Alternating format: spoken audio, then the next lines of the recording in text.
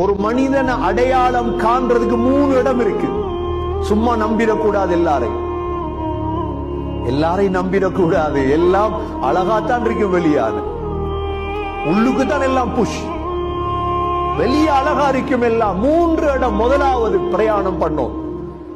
அவரோட பிரயாணம் பண்ணுங்க. கஷ்டத்தை அவர் எடுத்துக்கொண்டு இலேச உங்களுக்கு தந்தா அவர் நல்லவர். நம்பி மர்மம் எடுங்க, நம்பி பழகுங்க. முதலாவது. இரண்டாவது, கொஞ்சம் கொடுக்கல் வாங்கல் செய்து பாருங்க. காசை கொடுத்து வியாபாரம் பண்ணி பாருங்க. நேரத்துக்கு எல்லாம் நடந்தா அவர் நல்லவர். மூன்றாவது, அவருடைய பக்கத்து வீட்டுல போய் வாழ்ந்து பாருங்க.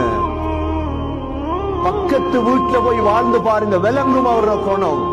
இந்த 3ம் பழகினாத்தான் முஹம்மது ஸல்லல்லாஹு அலைஹி வஸல்லம் உடைய